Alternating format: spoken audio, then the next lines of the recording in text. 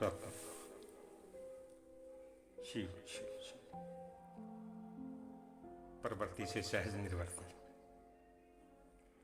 जब तक मनुष्य का चित्त शुद्ध नहीं होता,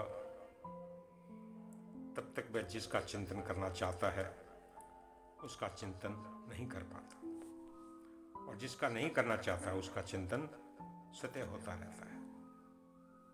जो काम उसे करना चाहिए उसे नहीं कर पाता, और जो नहीं करना चाहिए उसे ही करता है।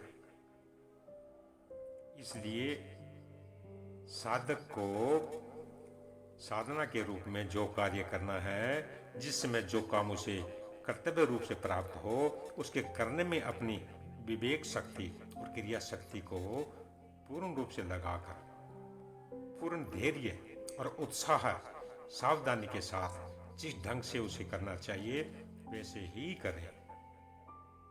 उसके करने में न तो आलस्य करें और न जल्दबाजी करें। हर एक प्रवृत्ति के प्रारंभ में यह विचार कर लें कि जो काम मैं करना चाहता हूं उससे किसी के अधिकार का अपहरण तो नहीं होता, वह किसी के अहित का कारण तो नहीं है। यह सोचकर अपने प्रभु की सेवा के नाते उस काम को कुशलतापूर्वक पूरा करें। ऐसा कोई काम न करें जिससे भगवान का संबंध न हो, जो भगवान की आज्ञा और प्रेरणा के विरुद्ध हो। आप ये मान लीजिए कि प्रवृत्ति के बाद निवृत्ति का आना अनिवार्य है। अतः जो काम कर्तव्य रूप से प्राप्त हो उसे उपयुक्त प्रकार से पूरा कर देने पर निवृत्ति काल में साधक के लिए चित्त की स्थिरता और अपने प्रेमास्पद के प्रेम की लालसा की जागृति अवश्य होती है। अनावश्यक संकल्प और व्यर्थ चिंतन अपने आप शांत हो जाते हैं। अब मानिए कोई भी काम छोटा या बड़ा नहीं है। जिस काम को लोग साधारण और छोटा कहते हैं वह कुशलतापूर्वक ठीक जैसे जिस भाव से करना चाहिए वैसे किए जाने पर वह साधक के लिए किसी भी उत्तम से उत्तम मानने वाले काम से कम नहीं रहता। क्योंकि कर्म करने की आवश्यकता किसी प्रकार के फल की कामना के लिए नहीं, किंतु कर्ता में जो क्रिया शक्ति का वेग है उसे पूरा करने के लिए होता है। यह भाव से कर्म करने पर कर्तापन और भोक्तापन अपने आप विलीन हो जाते हैं।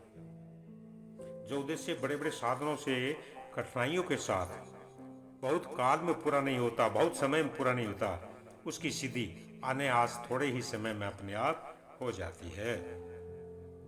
कर्म के रहस्य को न जानने के कारण साधारण मनुष्य जो काम जिस समय करना चाहिए उसे उस समय नहीं करते, और जब करते हैं तब उसे भार रूप समझकर जैसे तैसे पूरा कर देने के भाव से करते हैं, पूरी शक्ति लगाकर नहीं करते। अतः उनका राग नष्ट नहीं होता। इससे जिस काल में वे कर्म से निवृत्त होते हैं उस काल में भी उनके अंतःकरण में नाना प्रकार के व्यर्थ संकल्पों का स्फुरता होती रहती है, क्योंकि उनमें क्रिया शक्ति का वेग बना रहता है, अथवा काल आलस्य या निद्रा में चला जाता है। मनुष्य जीवन का समय सबका सब अमूल्य है, ये नष्ट करने वाला नहीं है, बड़े दुर्लभ है ये मनुष्य शरीर जो मिला है। अतः उसका एक क्षण भी व्यर्थ नहीं जाना चाहिए। उसमें जो निवृत्ति काल है, जिस समय मनुष्य के सामने कोई योग्य कर्म नहीं रहता, वह समय तो खास तौर पर अपने परम प्रेमास्पद प्रभु का चिंतन स्मरण करते हुए उनके प्रेम में डूबे रहने का ही होता है।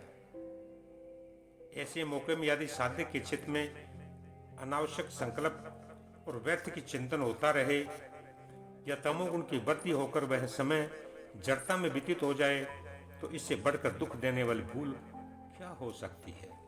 इसलिए साधक को चाहिए उसे जो कर्म कर्तव्य रूप से प्राप्त हो उसको भगवान के नाते उनकी आज्ञा और प्रेरणा के अनुसार उनकी दी हुई शक्ति का कुशलतापूर्वक प्रयोग करके पूरा करता जाए।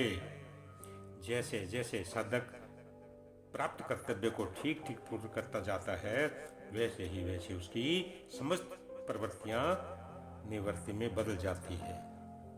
ओम शांति।